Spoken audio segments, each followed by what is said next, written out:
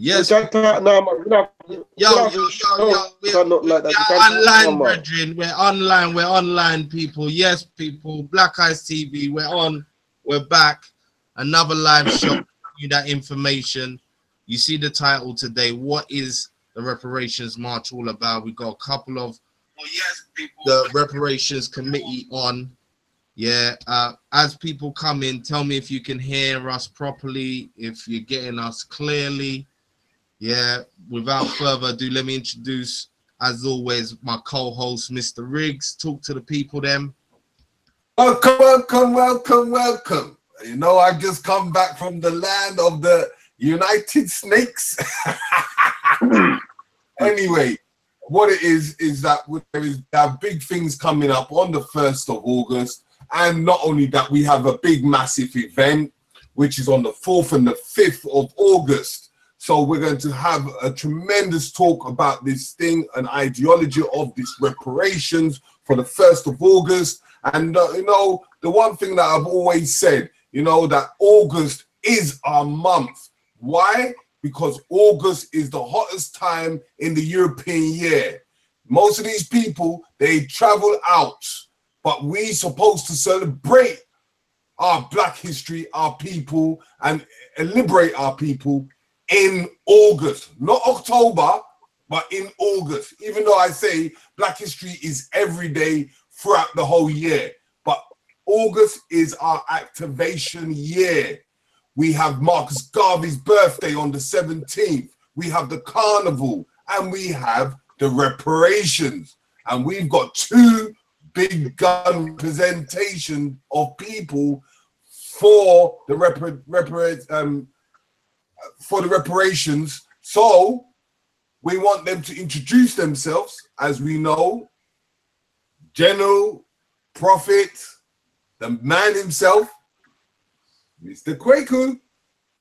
Yes, Otep. Greetings in the name of the creating force of the universe. The omnipotent being that which is greater than ourselves, who has many names, all of the Marian, Kulukunkum, Kwame Blaffer, Ashe, Jah, Aman-Ra, Ashe. Ashe. Yes, we give thanks and praise to Black Eyes TV for giving us the opportunity to come to you, the wider public, so that we can engage with you and we can give you the information that you desire. Read African Emancipation Day, Reparations March. Okay. On the 1st of Messiah. No doubt. We call it Messiah in respect to our honorable, most eminent prophet and King, His Excellency Marcus Mosiah Garvey. Also the month of Asar, from a Cometian point of view. Okay, now we've got the second general in command. He's always the man that takes them special pictures. So if you have the opportunity, go and check him in Peckham. Right, he has him shop, him doing business, he's doing the economics, and he's always listening. Introduce yourself, brother. Greetings. I want to greet the Black Eyes family and greet the Black Eyes listenership. I want to greet y'all in the honorable spirit of our great and mighty African ancestors. And this is Brother DULANI, and I'm the media and promotions and, you know, general servant of the people. So I'm here to, you know, give the people all they need to know about the Reparation March, how it's going, the kind of promotion we're doing, and so forth. Yes, respect. Okay. So in the listen. Wait. Before we begin, chat room, like, share, subscribe. You know the routine in the chat. Yeah, get this thing out there. Get the people in to listen to the information. Yeah. Because this is an important topic that we need to talk about. And again, there's a lot of misinformation going around. So get in the chat, share the video, like the video. You know the routine before we begin, yeah? Now, before I rudely interrupted you, I was just about to say that, but you just cut me off. Don't worry. We're thinking in like anyway, as I said, as like reparations, and we need people to come to Reparations March, but first most, we need to share, like, and subscribe. So we want to put it in a definition, because people are saying, what is reparations? I don't understand what reparations are. So I want you to able to elaborate to the general public what reparations are. KWAKU? Well, you see, the thing about reparations, there's a lot of definitions of reparations, but we go with the Chinwezo definitions of reparations.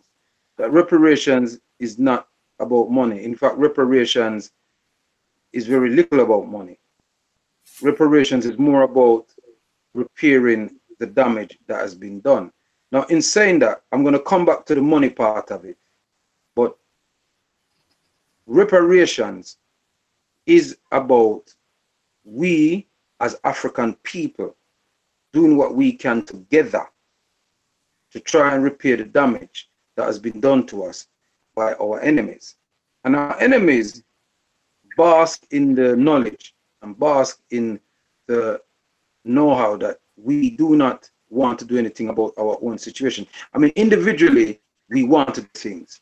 You know, we want to make money to pay, look after our families and send children and go to university and all them kind of things. And those various good things, individually, we want to do that. But we're not talking about the individual here. We're talking about the collective. And collectively, here in Britain, African people don't have nothing. Like, they don't have nothing that is strictly for we. So, for example, we don't control an area. We don't control no area at all. We may live in these areas, but we don't control the businesses. We don't control the traffic of money that comes in and out. We don't control the banks. We don't control the insurance companies. In fact, we don't control anything.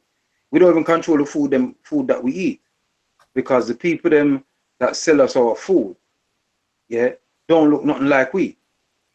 So reparations is about us trying to get into the psyche of our people to repair the psychological damage that has been done while we cannot move forward as a collective. So reparations, Europeans can't give us reparations. What Europeans can give us is compensation, financial compensation. And reparations incorporates all of those things. Incorporates compensation, incorporates repatriation, incorporates non-repetition, and so forth. And so reparations is about repairing the damage that has been done by ourselves, but by the enemies whose descendants now benefit from the atrocities that was done to our people, those atrocities that allowed them to build up a vast financial empire, that allowed them to propel and finance the industrial revolution, that allowed them to have their, what they call, their big cities now, their banks and these merchant banking, you know, and allow them to move fast in terms of technology. All those things were by of our ancestors. And so therefore now their descendants benefit from that.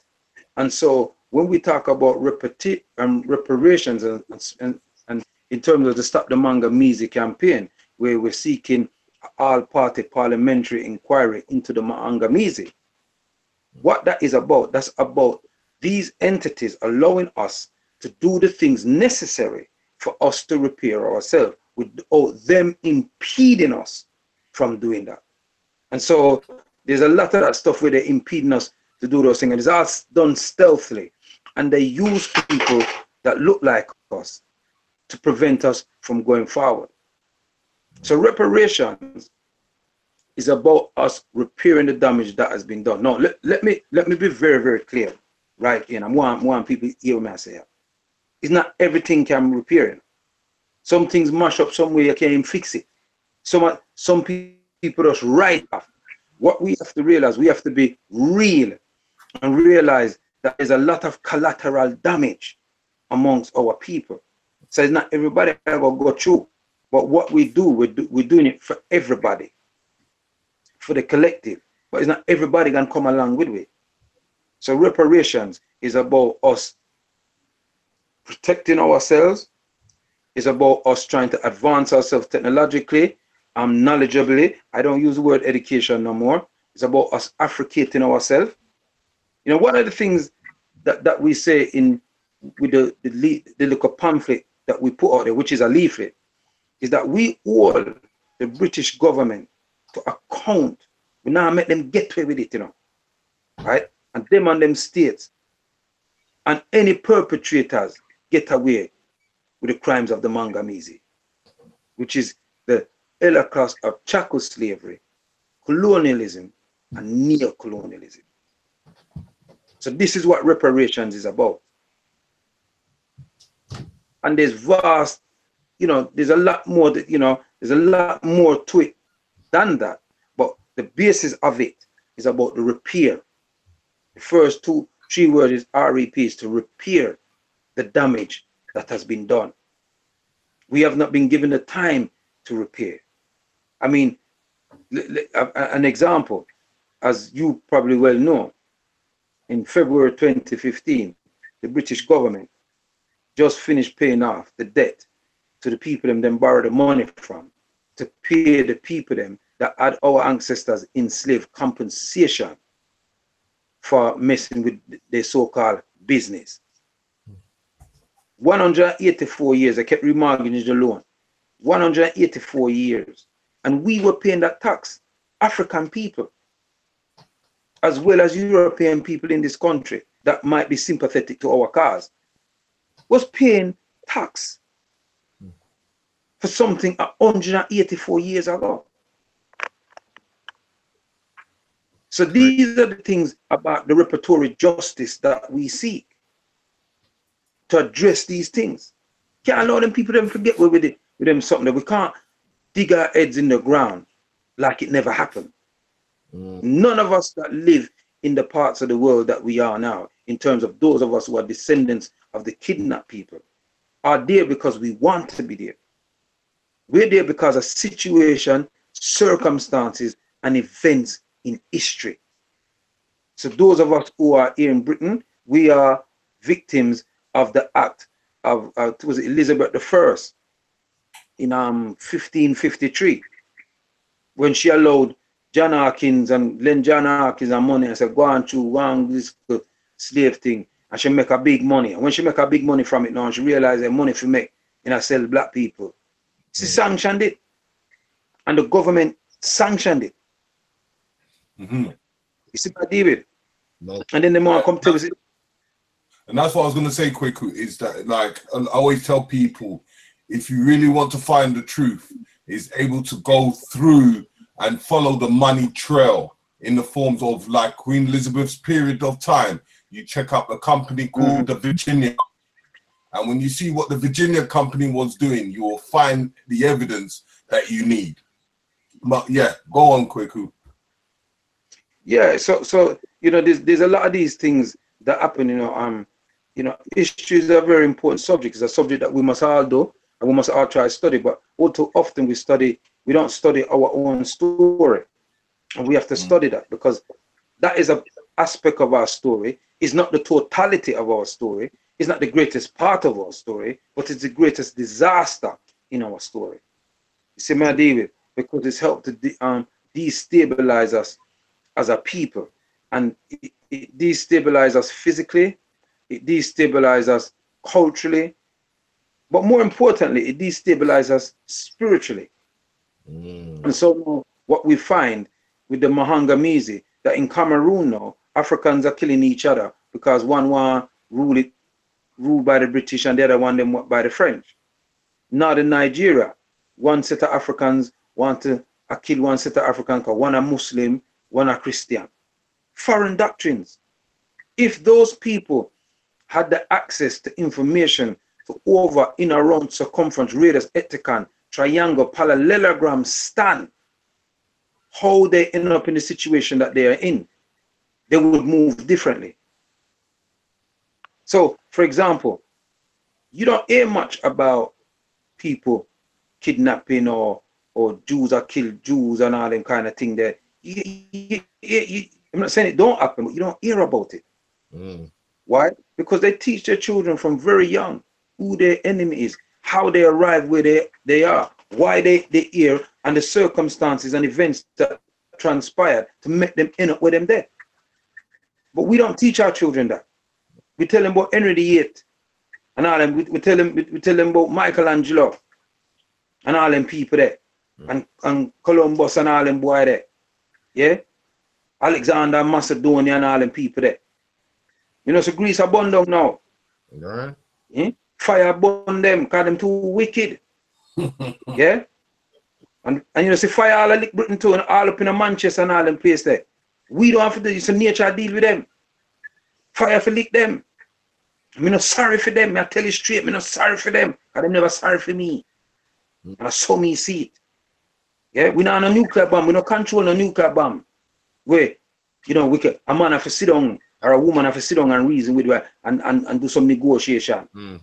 When Mandela come out in 1990, and give up the nuclear weapons that Azania did have. And give them up. Why? Because as much as he was their boy, they never trust him to have the finger on the button. You see me, I deal with. But we must trust them. We must trust them. Let me tell you something about the European. Right?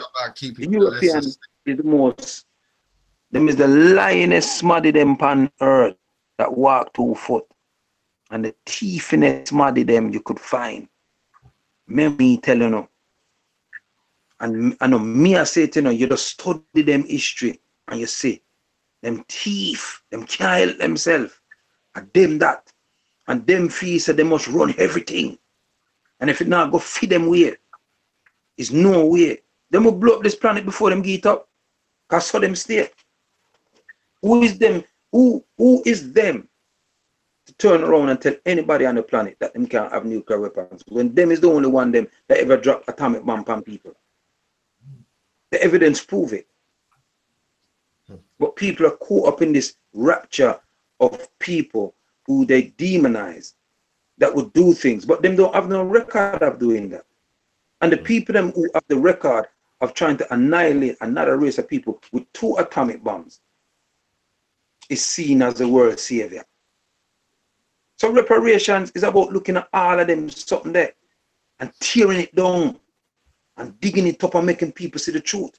So the 1st of August is a day where we get together collectively, because you see the repertory work is going on all through the year. There are Saturday schools doing repertory work. There are organizations who are doing works like Man with Academy, Woman with Academy. There is the storytelling, African storytelling, who can't remember the name of them, but them have something come up. Yeah.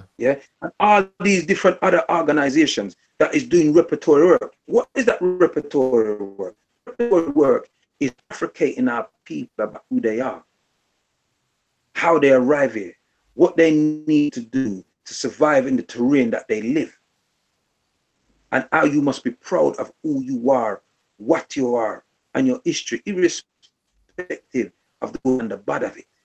It is our first planet Earth. There's nobody older than you and me. Nobody. The only older people than we is our elders. But nobody no older than Africa on planet Earth. We is the oldest DNA. So everybody else, our picnic. And them damn out of order, and we will put them in a gear. So we have to stand up like the parents of this planet we are. And don't give in, don't take no check from them people under no circumstances. You stand firm in your mahatical state. Right. So the 1st of August is about all those organizations coming together collectively for us to move forward and support the Stop the Manganese campaign, but also to claim the day as a day of international repertory work. See? But we now take that day that we not ask no boy if we not there. No people can't me not there. For me, celebrate my people them. That can't work. If I give me, I don't want it. And he's from the old sage, Dr. Yosef Ben Yochanan. Him say, if you want the day, take the damn day. You know, if you sit down there and wait for them for you a day. When the Indian man celebrate in Diwali, them respect it. When the Muslim them have them Ramadan and them Eid, them respect it. When the Chinese man have him Chinese New Year, them respect it. Why? Because those people respect themselves. So if you don't respect your own things, or you expect other people to respect it, nobody not gonna respect it. You see, my David, nobody not gonna respect it, you know. Reparations is about fighting the very fact that these people them come into your own personal family life and want to mash you up. That's how they move. So you can't give up who you are. You have to be proud of who you are and stand firm, stop bleach up your skin. See? And put chemicals in your ear. For burn out your tap on them thing, then when you get flipping cancer and it up and I wonder what cause it. You see me, David? Nothing, these things that them putting out, they don't respect we. Why? Because we don't respect ourselves. You see me, David? Most definitely. So the first of Messiah, the African Emancipation, the Reparation March, is encapsulating that. Not only that, it encapsulates the African Remembrance Day, where we stop for 3 minutes at 3 o'clock and we do a 3-minute silence in honor of our ancestors, yeah, past and present. Those that's gone centuries ago and those that just went that day. Because from you leave the planet, you know, you can't use an ancestor, you know. You're Master King. Most definitely. So from your leave, you as an ancestor. So this year, March, we are focusing on people who are doing works in the community. So people, a lot of organizations, members of organizations are going to come and they're going to tell people what it is that they're doing, how people can get in contact with them, and how people can support those various different activities that is being done throughout the year. So it's not a one-day thing. You see me, David King. But we must stand firm. And let me tell the people in this. The council them has been putting hoops up for us to jump through.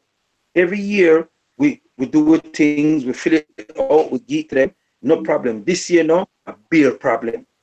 To the point that I try to tell myself it can't happen. Uno gonna make them make Uno march don't happen. You think them say that to anybody else?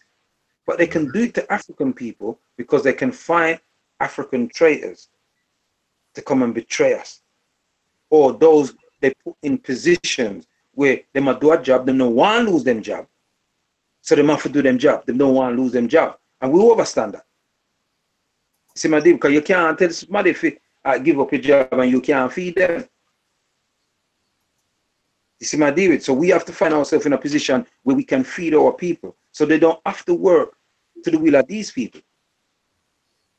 Most definitely. I wouldn't tell anybody to give up. I wouldn't tell them to do that. But I would support them if they did. Because I can't feed them. You see me, David? So, yeah. That's what the 1st of August is about. Okay. Okay, so I just want to have a quick break and break it up a bit. In the forms of like to mold quite a few products and few things around because we need an economical system, and we're giving a dialogue of information for events. Like as I was breaking it down, as KWAKU was talking about the Reparations March, which is where is the meeting point? Right, the meeting point is Windrush Square, Brixton, Southwest 9. Okay, and where would they be walking? People together from 9 o'clock in the morning. Okay, from 9 o'clock in the morning. Yeah. Okay. So yeah, so people, as you can hear and understand, that on the 1st of August we want to meet up at Brixton. Yeah, this much is detrimental for us, and it not only it's detrimental, is that it unites us together as one people for the same common denominator. So in forms like that, like for instance, let me see, we have an event that comes straight after the reparations in uniting people together, which we call it the Black History Weekend, which is going to be on the 4th. The 4th, I don't know if you can see on my platform at this moment, on 4th and 5th of August, which now is uniting people to learning their history. You're not screen sharing, brother. I'm not screen sharing. Can you see? Right. Nice flicked over. Nice flicked over. You're good. Okay. So understanding the Black History Weekend, it takes a child, it takes a village to raise a child. So you can see the photographic historical move that we did last year. We're asking for people to come back again at between 8 to 9 a.m. in the morning. If you are true to people, you would reach there first thing in the morning. But this History Weekender, which I'm going to change and see if I can put up the platform of criteria of what we're trying to do. Now, can you see the criteria on? Is it showing? No. You see it, Richie? No, not yet. Not yet. Give it a second. Okay. I'm trying to... There it is. It's up now. It's up now, yeah? So now you can, yeah. So now you can see, as we call it, the Black History Weekender. Now, this Black History Weekender is, as I said, it takes a village to raise a child. It's split into 2 parts. On the Saturday, we have what we call, on the Saturday, we start from the obelisk. We take a photographic picture.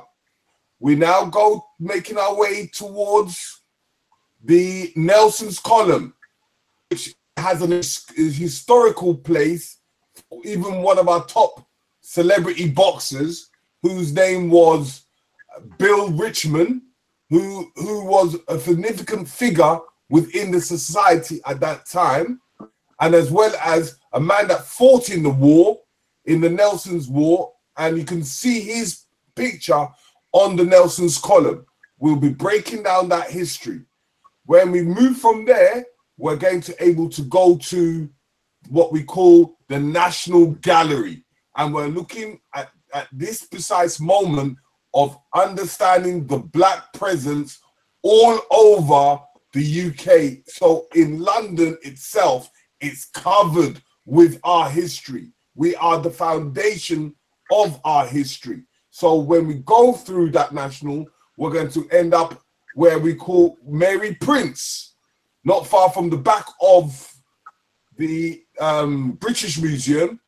And then we're going to do another forms of libation, because we have to represent our ancestors as much as possible. As we are the ancestors are we. So in that format, we check that. We go through the British Museum. We go through the Black presence.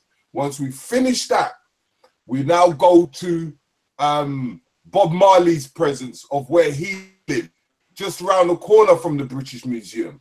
And then from that, we go to Oluwaseun and go to his presence. And these political points, we're going to take these photographs.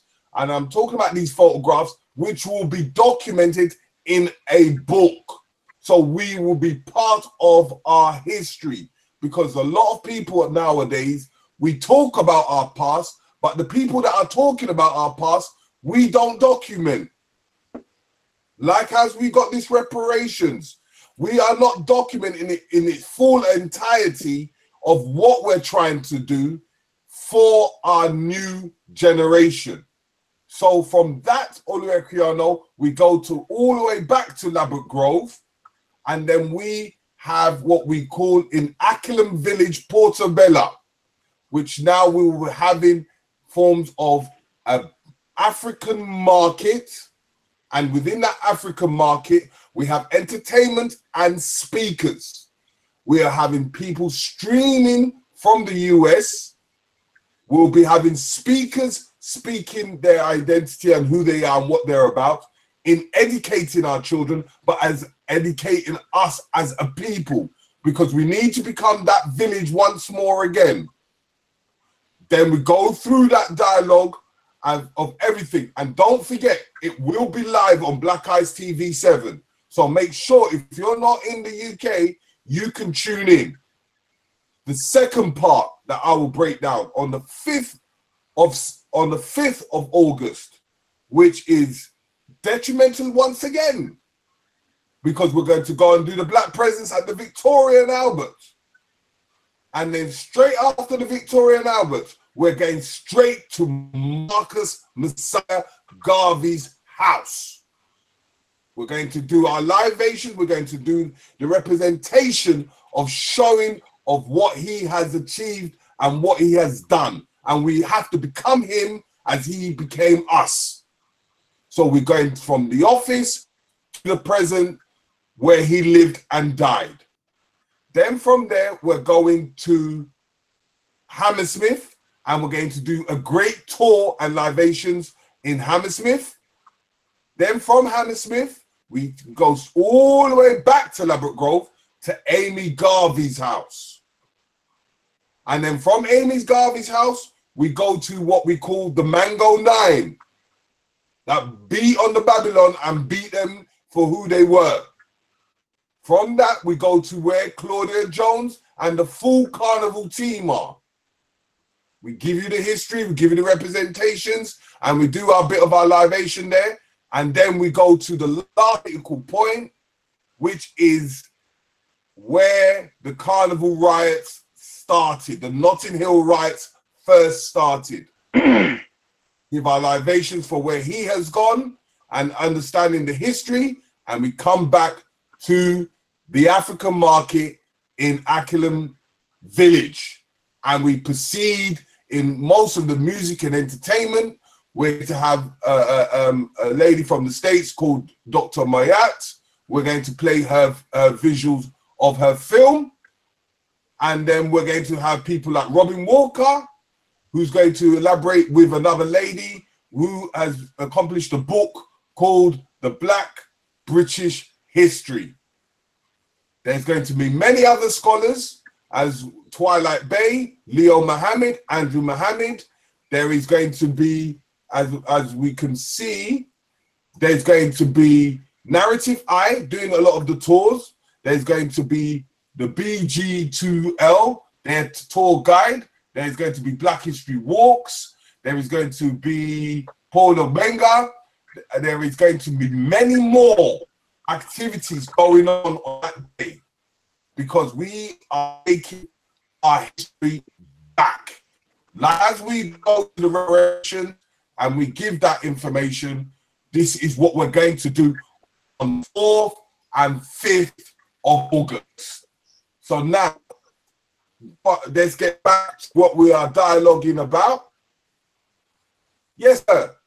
As we know, the counterparts. KWAKU, what are you showing us there, brother? Say again? What are you showing us there on the screen, brother? The very book that Terry was talking about. Black British History. That's the book I'm talking about. Yeah. That's all. That's all. Listen, before we move on, yeah, and we talk about the fact that it's a 5-year anniversary and stuff, something you said earlier that was key that I think people need to remember and focus on. White people cannot give us reparations. And I you know, I know it kind of flew over the head of a lot of people, but again, you know, I know the mind state of people when they hear about reparations, and again, they see it as us somehow with a begging bowl out, somehow asking white people to make us whole in some way, shape, or form. So just before we our other brother that's on the panel, who's head of promotion, and we talk about the 5-year anniversary, just re-go over that. Just like hash out that point one more time so people have that clear in their head that this is not about receiving reparations from white people. Because again, I just don't think our people get that point enough. So just before we move on, Brother KWAKU, just deal with that for me, please. Because more people have come into the chat, so I want them to hear the same point and not have it lost in translation. Okay. Yeah, give thanks, my brother. You know, reparations is about repairing the damage. And Europeans can't give us reparations. They can't repair that damage. We have to repair it. We have to do that by ourselves. And so therefore, I think that when a lot of people hear the word reparations, a lot of people don't even know what reparations mean. And those that do, I think they more or less think in the money aspect of it, because, you know, that is what is being pushed forward all the time. You know, they said the Jews get reparations. They said the Japanese got reparations. They got reparations, but they got financial compensation as well that allowed them to repair the damage that was done.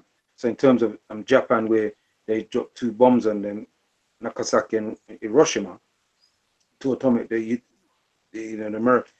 the Americans, the United Snakes, because America is a big continent, and there's not all the Americans was involved in that.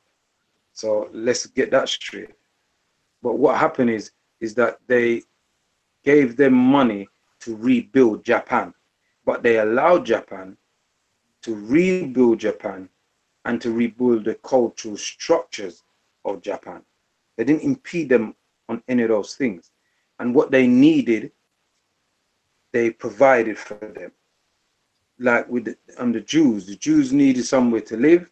And so it was 1948, 1950, near there, the United Snakes, Britain, France, rushed down into Palestine and take a peace site and give them and said that I feed them. And they're basing that on some Holy Bible business, but that's a whole different story, you know? So, you know, these things were done for these people to allow them to galvanize themselves, to restructure themselves, to rebuild themselves without being persecuted. And anybody that persecuted them was classified as anti-Semitic, as we can see here in Britain. Or them kill the Labour Party with anti-Semitism and all them something there.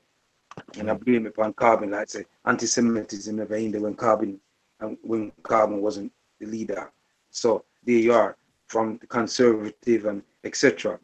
The Jews have managed to get themselves into a position where if anybody says anything negative about them, you know, the entire media structure is down on those people. And that's because they've galvanized themselves together. They've been allowed to repair themselves. And we have not been allowed to repair ourselves. In fact, you know, we have been trained not to want to repair ourselves. And, you know, a lot of us think that when we go to these institutions and we acquire these certificates and things, that's part of the repair. Now, that's part of getting knowledge. You're learning a skill. The repair is when you use that knowledge to help develop your community. When you acquire wealth and you use a portion of that wealth to develop your community, to help those that are less fortunate as yourself. And so the people that work in Saturday schools, I speak about Saturday schools in particular because I've been involved in one for a number of years. Those people sacrifice their time to do repertory work in terms of engaging with children, working with children that schools say are unworkable, but changing them around. And I know this because it's something with me and my colleague them do year in and year out. We meet children, them say them can't keep still, them have ADHD and all these kind of folly. You understand me? I say, amongst we, you know, the school of arts, the parent, them what them do with them. When our children come into our arena and see that we're dealing with them with love and affection, but at the same time, we're stern with them. So when you chastise them, they know that you're chastising them because you want them to do well, not because you want to mash them up.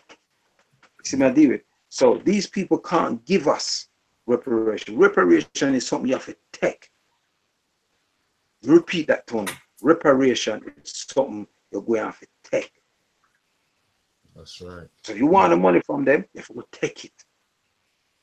And we're not in a position right now to take it. So we have to do the work to build the foundation and the structures that when the day comes, the descendants turn around to these people and say, yeah, well, a long time I move with this thing anymore. Yes, I don't know, you know. You say, if you don't ease off Africa and rest upon the local self, you know, we're going to deal with the case, you know. And we have the science and technology to do it. You see my deal? Because Marcus Messiah Garvey tell me, you know, I'm set away, you know. Train your children in the higher sciences. Because the people them that control the technology and advancement of technology would be the people them are pulling strings. And who's pulling the strings now? It doesn't mean that we as African people do not have the capabilities and the abilities to advance ourselves technologically and scientifically. We have. We see it all the time in Africa and in the Caribbean. Yeah? In Ghana, the people them they make bike out of bamboo. Bamboo bike. People are ride around in a bamboo bike. They might make bamboo bike. There was a brother that created an invention in Tanzania, something to do with water. And they tried to buy his idea and he refused to give it to them. And mysteriously, he jumped off a building and died. Weeks later, some European company come up with the same idea as if it was theirs and patented it. This is them. These people are devious. So they can't give you reparations. You have to take reparations. And that means you have to say, well, listen, look, you know what? I'm going to start sending my children to Saturday school from they're young to get something in their cranium about who they are. You have to give them that foundation. That's why our children are out there stabbing up, killing each other and all the rest of it, because they don't even know who they are. Some of them are stabbed, they more than a family. You think these postcode wars and you them can't go in this era and that era. You think of some accident? No, no accident. That's carefully orchestrated. It's social engineering. And our people need to wake up and Africate themselves to what's going on. You're too educated. Yeah? Dr. Ben tell us, when you go into them institution, you're not getting education, you're getting training. They're training you. Brainwashing you. Our people are suffering of mental side. That we are suffering, we're mad, we're mud up here. So there's so many things that's wrong with us. You know, it's going to take time for us to reach to the point. Because, you know, one of the things Terry, that I hear, when people say, them not giving no reparations, you think them are going to get to it, we're going to get it. Now, these are big old 50-year-olds, some of them are 60-year-old people, don't live them life already. That has benefited from struggles of other Africans prior to their time and our time, that made sacrifices for privileges that they themselves never benefited from.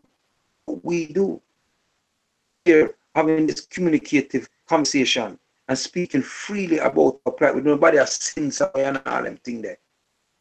It's tantamount and testimony to them sacrifices that people make. So reparations can't be given to us. Reparation is something we have to take. And we start taking it now when we take that day and we sanction that day as an international day of repertory work that Africans do for Africans, by Africans, with Africans, worldwide. And it's not just happening here. People in Ghana is going to be doing something out there at the same time. People in the States are going to be doing something at the same time. And Africans in the Caribbean is going to be doing something in the States, like in Jamaica and in places at the same time. So both of them march every year upon that day, but them synchronize it now with what we're doing over here. And we're trying to work together. You see me, David? Yeah. Yeah. So this is what we're doing. And you have given us the opportunity to have this conversation with you, to promote what we're doing and to highlight that there is a reparation movement. There's an international social movement for African reparations. It's called the ISMA. If you go onto our website, www.reparationsmarch.org, it will link you to the Stop the Manga Music campaign, or you can go directly to the Stop the Manga Music campaign on stopthemangamizi.com.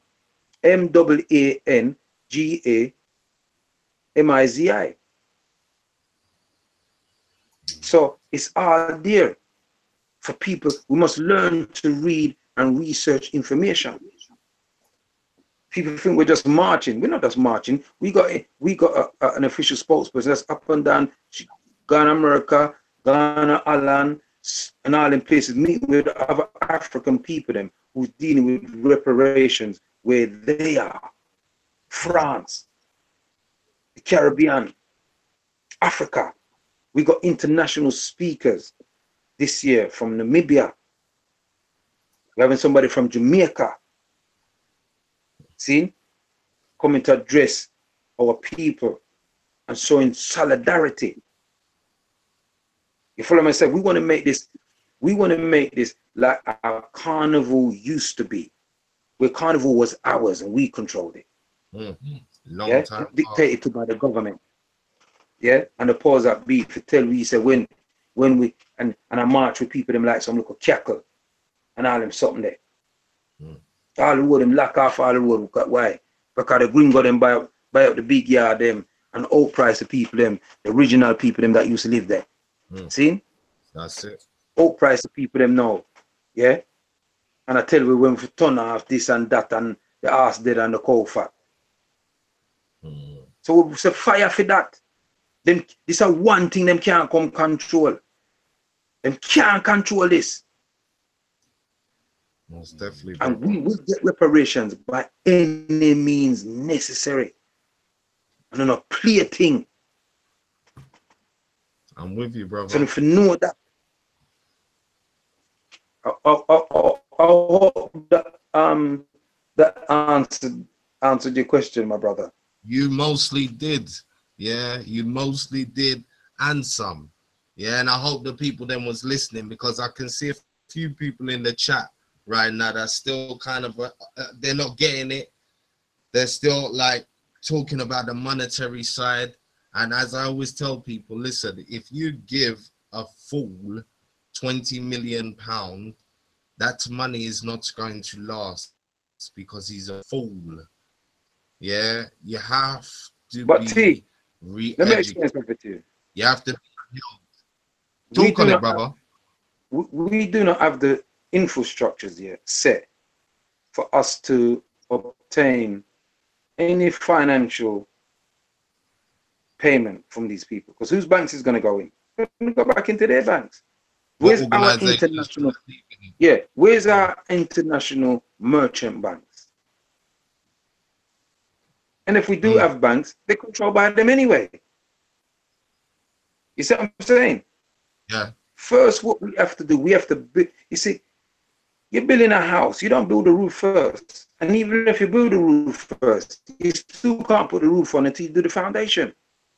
That's it. We have to build the foundation that our children can build on. And stop being selfish. Stop thinking about yourself. What you want. You don't live your life already. A big old 50 euro people, 60 euro people, then all them something there. And them talk about, yes, if something can go on, something go on.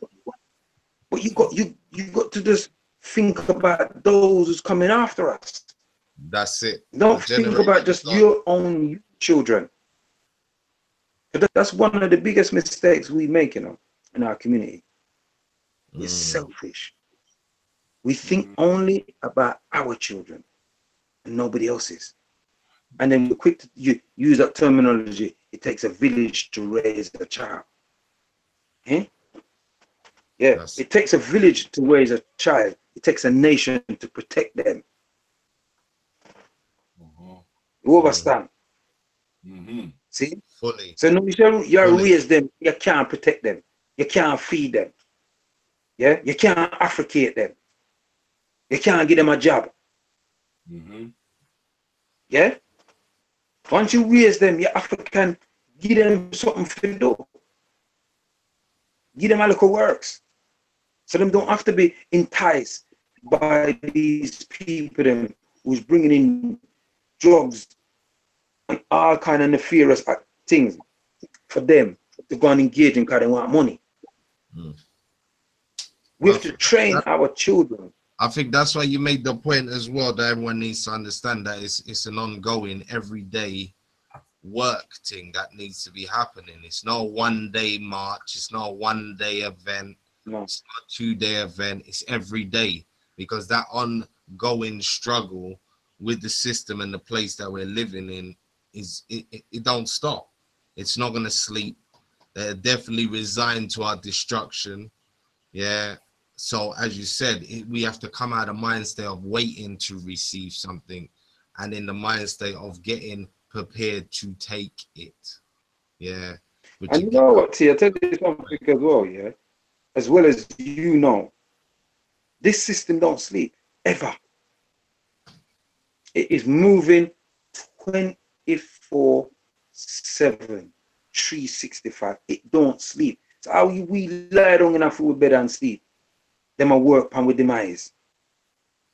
What other ways can we steal resources from Mama Africa? What other ways can we get these people to kill themselves? Because it's not them a kill we, you know. Or we are do it. It's not them a kill we, it's we are do it. Them not kill we. We've been programmed to damage ourselves. Let me tell you something from now. If our youth them was out there juking that white boy at the rate they're juking at themselves, I bet any money them stop it. You understand me? But they're not. We're doing the work for them. You know, we know enough people sit down and they might watch this and they might turn and say, boy, that man's a racist and he's a this and that. And they're right. They're correct. I'm from my race. Real talk. I'm from mine. Yeah? I'm about procuring my people. You understand me? Because it's my people them that was kidnapped. It's my people them that was enslaved. It's my people that, look, we could all be brothers and sisters and have flipping out, mate. Yeah? Because when they kidnap us, they shipped us all over the place.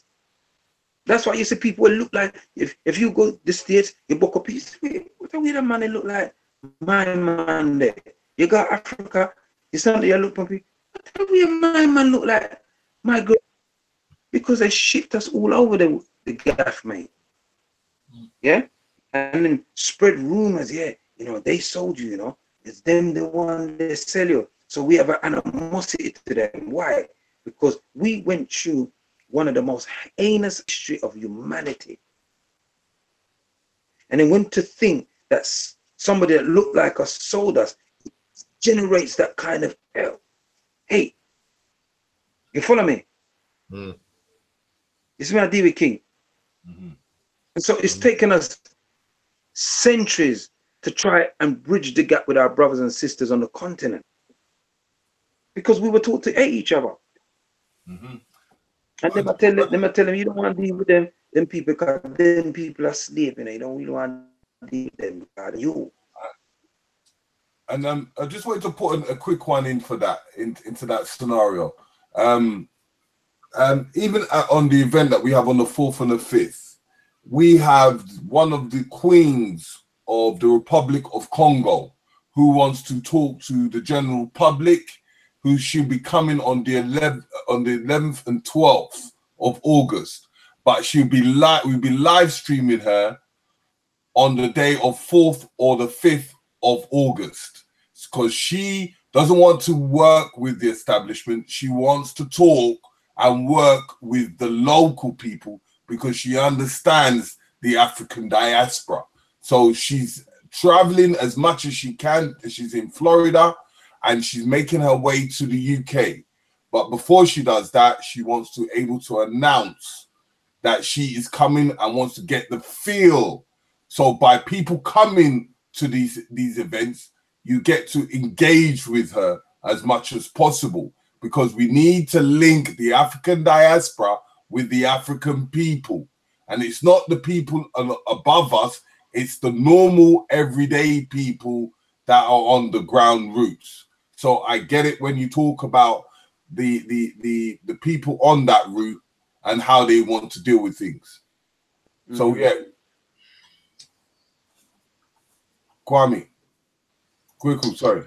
Yeah, me there. Yeah. Yeah.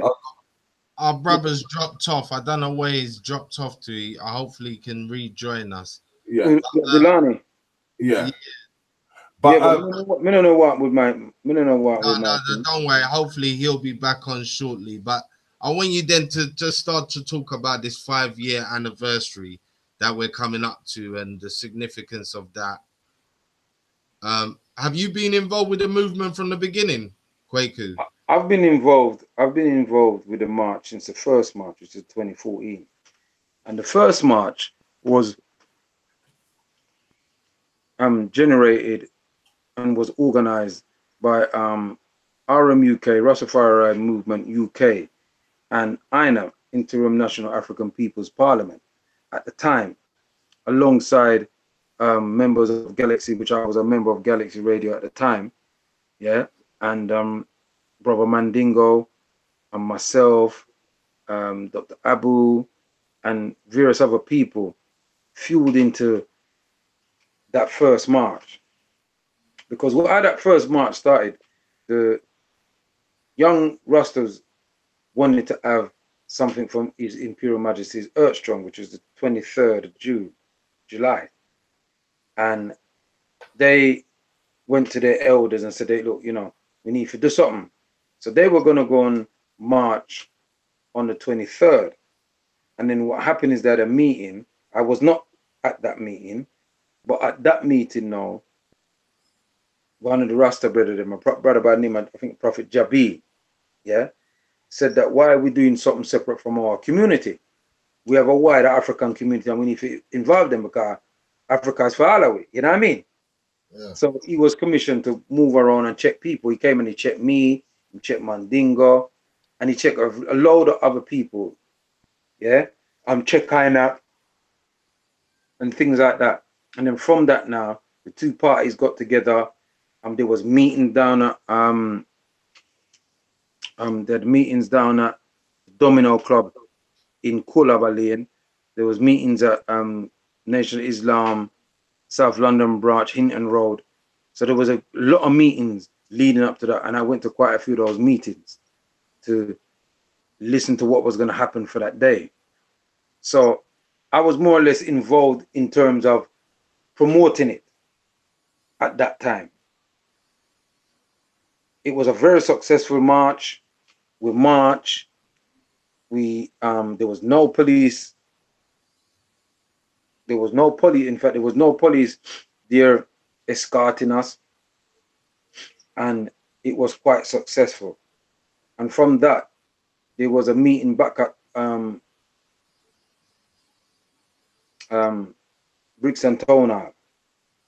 And there was an international Rasta speaker from Barbados that gave a speech, and various other people gave speeches. One of the things that, sorry about the yarning, one of the things that happened there was that together we decided that we're going to make it an annual thing, yeah? And so roll on 2015, at a meeting in Brixton that I was privy to. I was at that particular meeting, but there was a meeting prior to that in, I think, USL or one of those universities. But RMUK decided that they weren't going to march again in 2015, and that created a bit of a problem. And so there were people that wanted to march, and they decided that they were going to have an event in the park. And so the camp split. And they split because one section wanted to honor the decision and the pledge that we made, and another set didn't. And so that particular year became, and that is when now me kind of get intricately involved in organizing and all the rest of it. You know what I mean? Okay. That went along. It didn't go without its hiccups, but it was successful again. And then, you know, the event in the park, we marched to the parliament and we marched back, and some people went in the park. And then with 2016 happened. That was another successful march. And obviously you were there last year, and this is the 5th anniversary. And it's quite, this 5th anniversary is quite important, because there's a lot of things that's happened. As we know, you know, our ancestors came here, our elders, and, you know, we're talking present ancestors, you know, 70 years ago, they came to this country to help develop the country after the war. And let's bear in mind, you know, the war that they had, that Second European War, was a war between cousins, family, because the royal family of this country is German. Their relatives are German. That's who they are, and that's just a fact. And so they were fighting their cousins, bombing them each other to smithereens, and after and using us to help them in the process. And that's a whole nother story that I could go into another time. But we came here and we built the NHS, the National Health Service. Imagine that. We came here June 1948. No, yeah, June 1948 we come here. Yeah, July 1948 the NHS started. And it's 70 years old this year. So we're intricate in the development of this place. So now they're shipping out the people them. Shipping them out of planes, deporting them. Like them is criminal. After them coming and what them taxes for how much years and paying to the system. I remember that generation, you know, never liked signing on. That generation did not do that. Yeah? And then to think they're shipping the people them out, and on top of it, the taxes the people them was paying to pay the descendants of the people them that borrowed the money to the British government to pay off the owners of Africans as slaves. Can you imagine the irony of that? The slap in the face, innit? Slap, them step and spit pan way. Aya. No, you see me I deal with. It's real weight. Listen, when you give it that scope and you bring it back down to modern day, that's what I'm saying. People have to understand this connection of who's your enemy and how they are carefully constructing the narrative on where to get you. Yeah, because again, that might have gone over people's head. The same Windrush generation that's holding up the systems, building infrastructures for the country, and paying people off for the same slavery acts that they perpetrated. Like, it's crazy. And then you still lock them out of the country. And you do it at a time, for me, that was funny, of when there's an all-time high of the youth dying. And as we know, the Windrush generation, that older generation, that nan, that granddad, they're the last remnants of that family, black family vibe, mostly, that we're finding. So you're removing the strongest portion of the family pretty much and locking them out by doing that move at a time of crisis within the youth. So it was, you know, it was a classic move.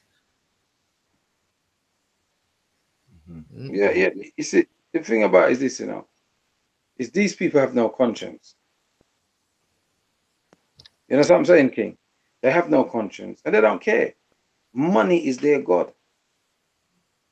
And they don't business about nobody else. They don't even care about their own people. I always say to people when I teach history classes, you know, and they ask, you know, why was it that they could do such a thing to us? I said, well, I said, there's a place called London Dungeons. Go down there. They were doing it to themselves first. It was not, you know, don't think it's any accident that they did that to us.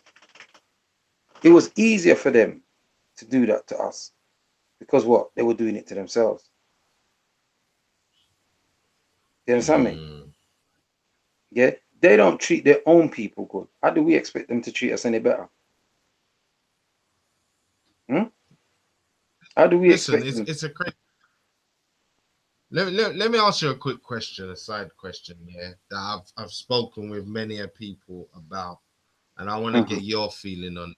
When it comes to reparations, certain times in the past, we've read in the news that certain countries have been asked to, you know, negotiate reparations with various governments, you know, whether it's the Caribbean government, Jamaica, whatever. How do you feel about them individually negotiating with a country and not dealing with the diaspora as a whole? Because obviously, you know, just for starters, Brazil, South America, biggest collection of Africans directly related to the slave trade and whatever outside of Africa.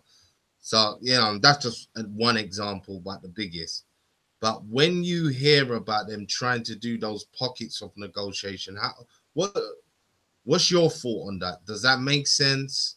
You know, is there any? And again, I don't want to get into whether or not they're going to pay, because I think we've covered that section. But when you hear about that separatist trading, what does that tell you in your head? Well, that's classic divide and rule, isn't it? Yeah, you know, it's classic divide and rule, and this is what they do. And let's remember that, you know, most of those people that they're talking to, most of these governments, these African governments, wherever you find them, whether in the Caribbean, on the continent, they're all puppet governments. They work for the state. You understand? They work for the state. They're all puppet governments. They got no talk. You understand? I don't know if you still can see me because my thing gone, you know. No, we can't at the moment. Your camera's gone off.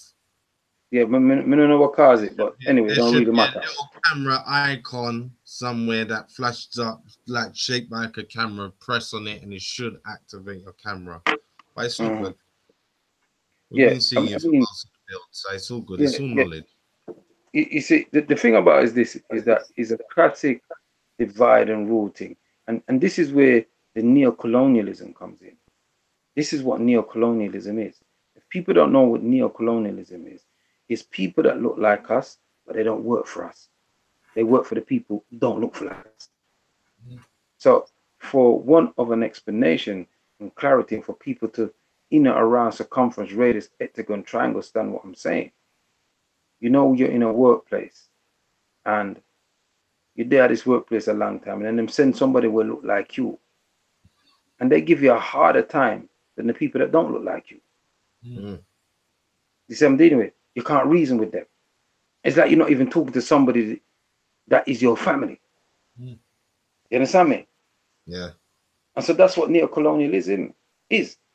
Listen, I met the Prime Minister of Jamaica, you know, right? And I booked him up in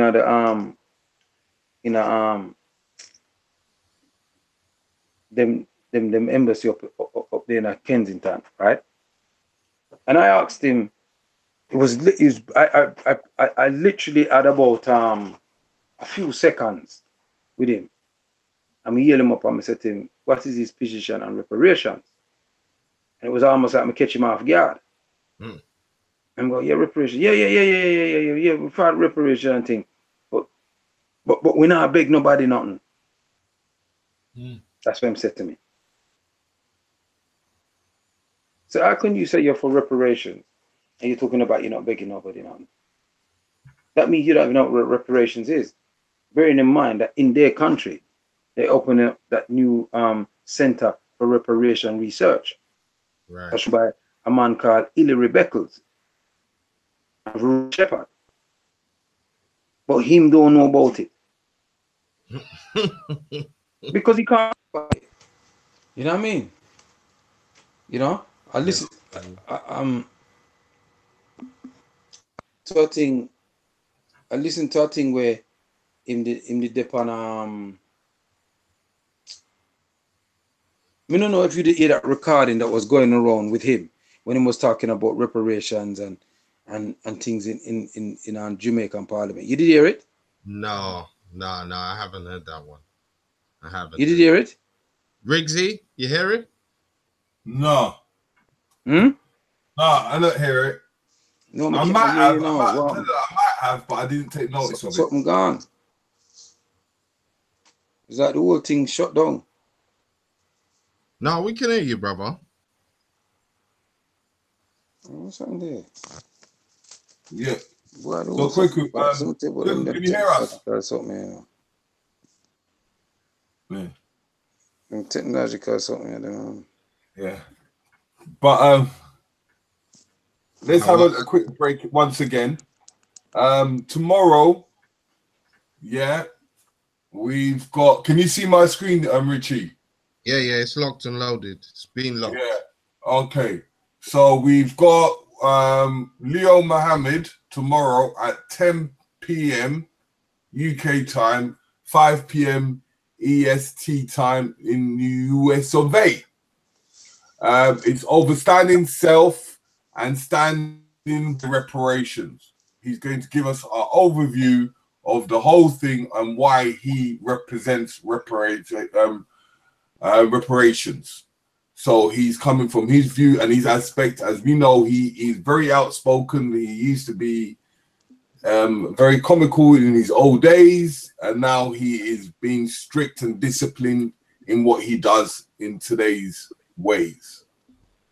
Secondly, yeah. Listen. Before I forget as well, in about 4 hours' time, we're going to be coming back on, hopefully, and we'll be joined by some elders, and hopefully we'll be doing a live link up live from the pyramids. That's all I'm going to say for now. I'm going to try and put together the stream. I'm going to make that happen, but that should be in the next 4 or 5 hours. Black Eyes TV will be coming back on, yeah, and we should be on with my brother Patar Seeker, brother Kaba, and we should be joined by a professor out there in Sudan, if I'm not mistaken, in front of some pyramids. We're going to be looking at an astronomical event that's happening today, so stay tuned in for that. I'm going to give you more details as that comes up. I'm going to put together something, share it out there so people know, but look out for the Black Eyes TV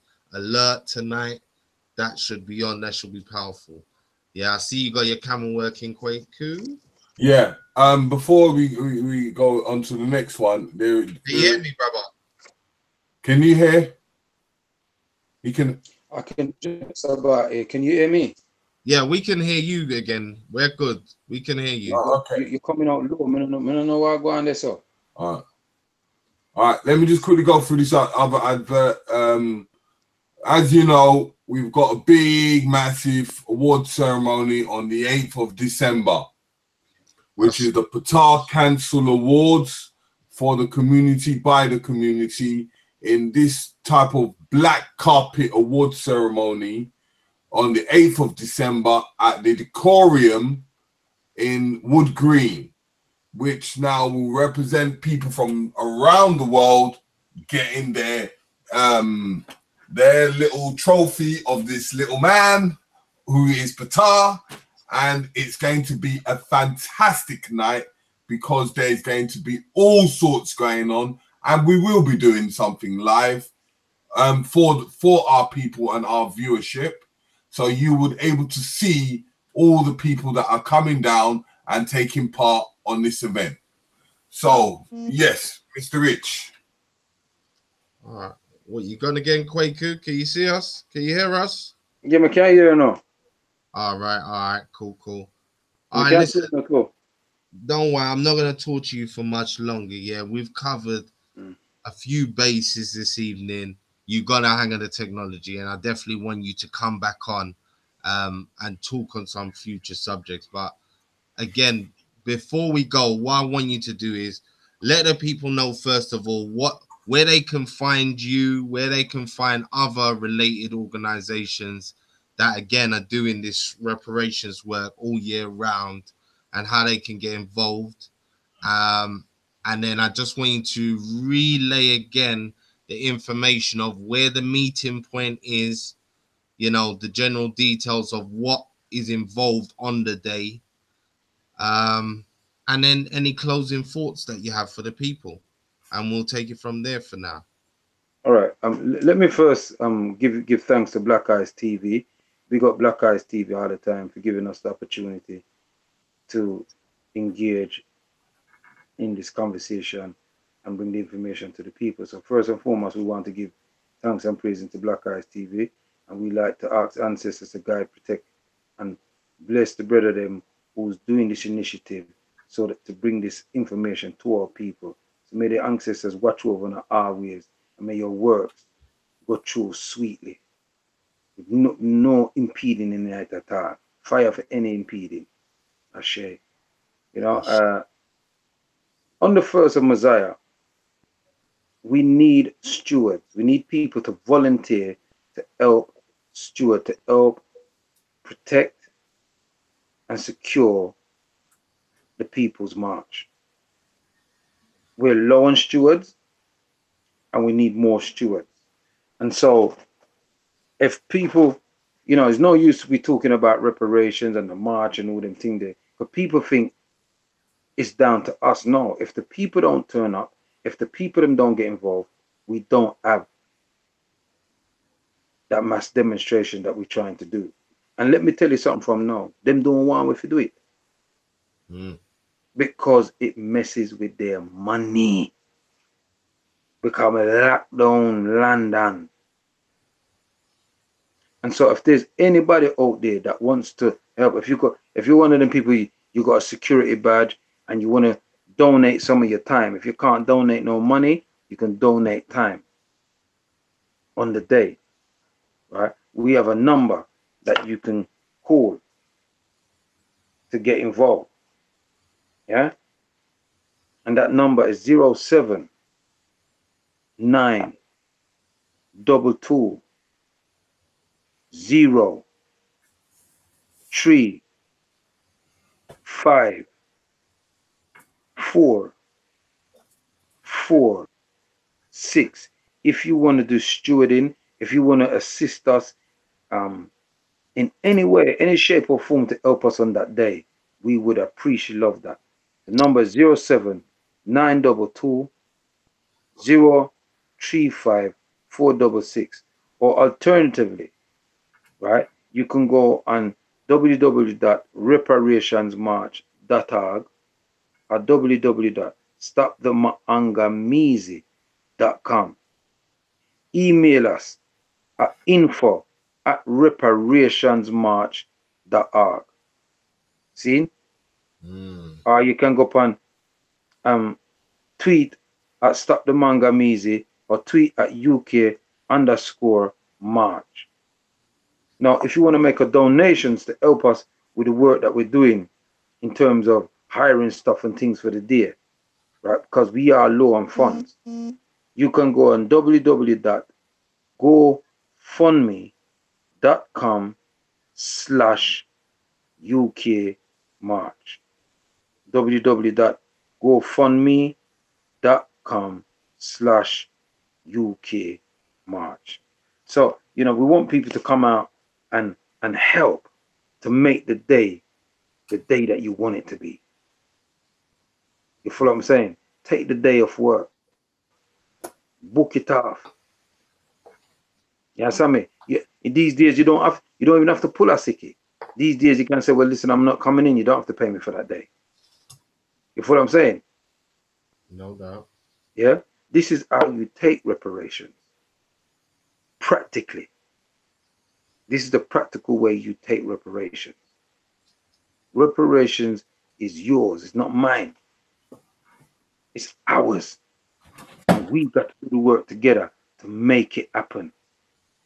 We got to leave a legacy behind that our children will say they were proud of us. African people, wherever you are in the world, join with us on that day, wherever you are in the world. Do a demonstration to bring the British consulate or the British embassy on the 1st of Messiah, the 1st of August, 1st of Asar. Because every year we do it. So make sure you do feel a peace. The struggle is hard. For some of us, we're sweet. Some of us are doing well in this society. We're flossing. We're nice. We don't talk about reparations. Me nice. What you deal with? Me nice, man. Everything Chris, man. But the needs of the many outweigh the needs of the few. Anybody watch Star Trek know me I talk about. Right. You understand me?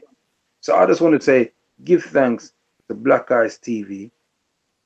Rise up on yourself. I hope that when this message goes out, you receive it with the love that has been made. Not here preaching about eating and killing people. I'm preaching about the love of self. That's what I deal with. We have to lift up ourselves. And we can't complain if it don't happen. Yeah? Because nobody not going to give you nothing. Them not give you it. You have to take that. Remember me tell you now. Most definitely. So, make sure African people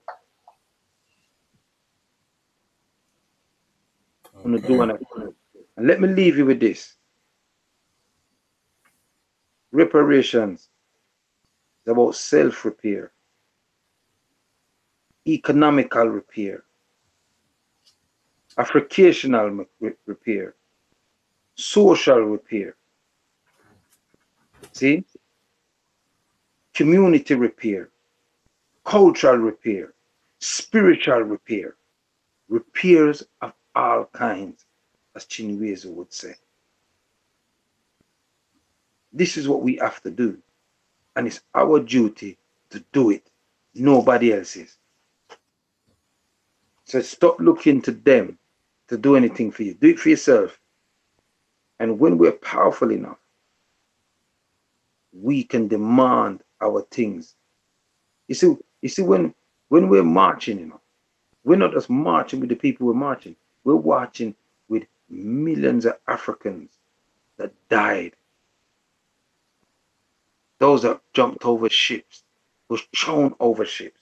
Those that died on the plantations. Did you know that the average mortality rate for Africans when they reached that plantation was 7 years?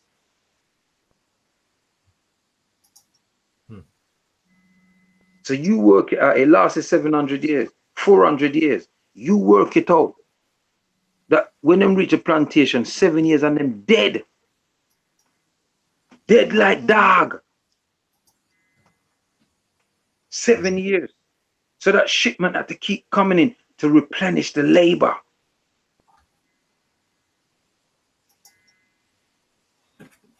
So give thanks, Black Eyes TV. Most definitely, brother. May the ancestors rising up and blessing it every time. You know, I'm a bit hoarse tonight and a bit tired. Next time, I'll be fresher. Yeah. If this is you tired, yeah, you're nice. You're nice. You made some nice, powerful points, brother. I think the people I've definitely been introduced to a wider world, I would hope, when it comes to reparations and understanding the deeper connotations to that word and what it means for our people.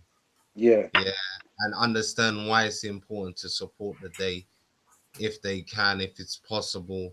As the brother said, come out, support, and if you can do more, do more. Yeah, I'm gonna try and get all the links that my brother talked about. Text me those at some point. I can put them all into the description of this video so people can see where they need to go, where they can enlist, where they can donate, and such and such. But definitely first, these are the flyer. Yeah, these are the flyer. Turn it the other way around. Yeah, these are the flyer. Yeah. Hold up. Right, this is the flyer. The reception is bad still. Yeah, we can get it clear now. It's clear now. Yeah, there is. Yeah. But Delani can forward you the digital copy. See? Yeah. So they can put it up on the things. Yeah. But this is the flag. So if you can get it past the ASAP, we can put it up for tomorrow's show with Leo Mohammed. Yeah. And obviously Leo will cover stuff that I've not covered. And when we get the opportunity to get Esther on there, we'll do that too. Yeah. But give thanks every time, yeah? No, we've definitely opened the doorway. And as the brother said, we're gonna have the whole crew on hopefully at certain points talking about the reparations march, all the facets involved. Again, people, thank you all for supporting. Do not forget the events that Riggsy has talked about, especially August the 4th and August the 5th. It's going to be on. Come down, get the knowledge, see your favorite speakers, network. Can I ask a question, Rick? Sorry. Say that again, brother. I want to ask a question to Riggs. You say are you gonna pass with the Black Friars are? The Black Friars. Yeah. What we're doing is as we know of this event, it's going to be many. There's going to be quite a few because we're trying to do it at every weekend of every August. So this is our first one. So we're going to what I've just spoken about is what we're trying to cover, and then the next year we will cover more and more because we need to show the evidence of where we've been within the whole of London. So we will eventually pass it, but because Black Friars at this precise point, I don't want them to walk too much and then get too tired because at the end of the day, I give them something to see, and then they can able to talk when we get to the venue. So that's where we can have our food. Beloved, there's a book that was written.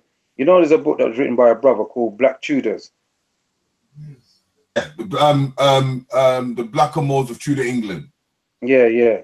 I mean, that book there, to believe, I'm telling you, brethren, that book they cover everything. Yeah, and what you will find out. Yeah, KWAKU.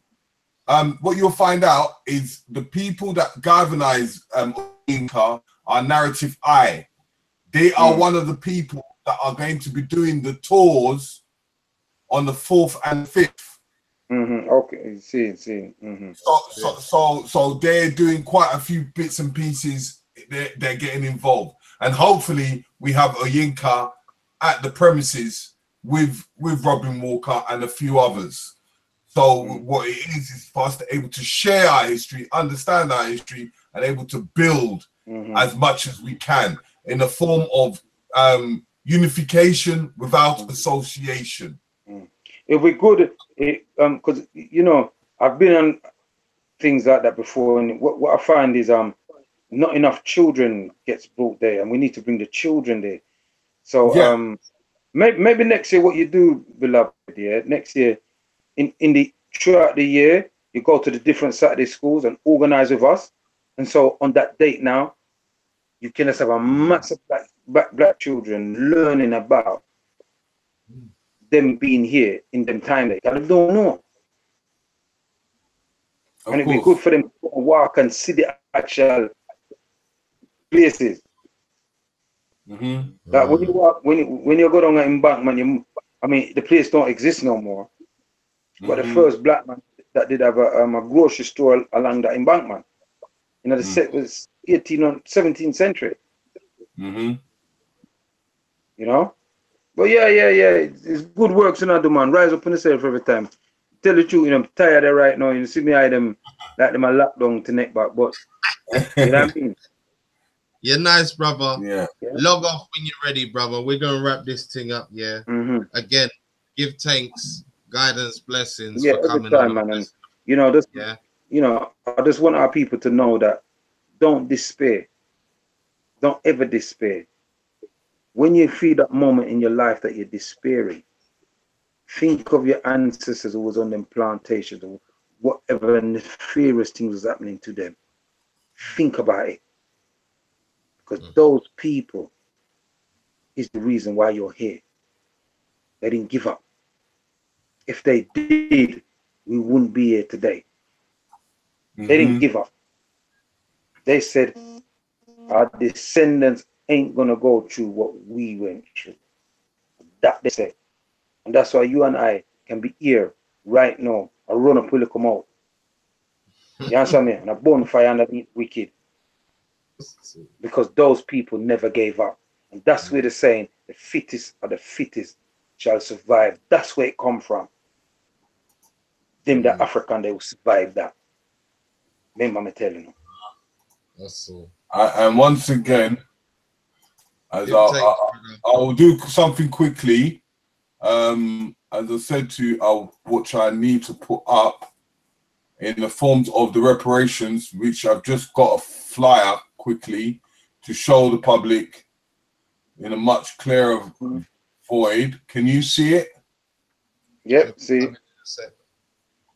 There you go. So that is what it's about, and able to understand that on the 1st of August, we need you to be at Brixton at the Windrush Square at 9 a.m. And then they will begin the rally, the UK International Solidarity Message, and then 12 o'clock, the march to Parliament. Yeah, what's not on the flyer, beloved, is that the first thing that we're going to do is pour libation. That's right. Libation will be thrown to the ancestors. Always necessary. Yeah, and you know, spiritual messages and things like that, you know. And then at 3 o'clock we have our 3 minutes silence for our ancestors, and the debate at Parliament Square. Yeah, the pop star. And then we have the delivery of what we change. I can't even see. Genocide. And then 6 o'clock we have the rally at Brixton Windrush Square and finish at 9 p.m. So you know what?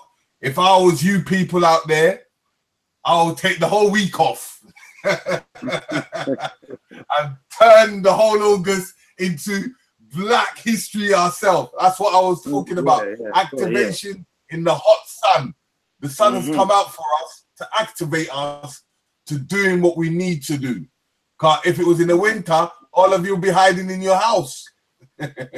So you have no excuse but not to come out and do your thing.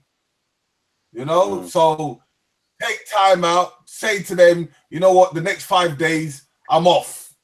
and embrace your ancestors all the way through. Before I go, beloved. You have and then after that, you can celebrate at the end of the month. Got you, KWAKU. Yeah, that's true. But before I go, if people want to get, you ask me, how can people get hold of me? They can listen to, I got a talk show that I do on radio, on a station called therock926.com. You can pick up on tuning radio across the internet, therock926.com. And I'm on Sundays, GMT time, 5 p.m. to 7 p.m. I'm at Bond of Fire. You know, if you're in London, you can pick me up on 92.6 or, better still, 87.8 FM. All right. And that's on Sundays with my blaze of fire. Throw some fire underneath the wicked. Yeah? Yeah. That's what I like. So, let me just ease up by saying, may the ancestors and the creating force of the universe, the omnipotent being that which is greater than ourselves, watch over Black Eyes TV and their presenters and their producers, and watch over everybody who's watching this. May the ancestors give us the power and the strength not to be afraid to face our enemies. Ashe, Ashe, Ashe. And that is a brilliant picture that you got up there. You have Hannibal, you have Kuma, Dr. Clark, or Excellency Marcus Mosiah Garvey, Steve Beaker. Yeah, we order them up there, man. Bad man them. That's it. And let me shout out brother DULANI, yeah, because he dropped out, but he's been in the back chat and he's been sending the flyers and that to me.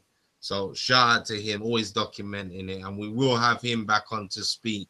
Yeah, because it's an important part, and he's always documenting all the events up and down London. So trust me, if you don't know about him, get to know about him because he's up and down on these streets. Support black media. Yeah, please. That's my ending message before we go. Yeah, it's all good. Definitely. Support black DULANI guys. is on the hop.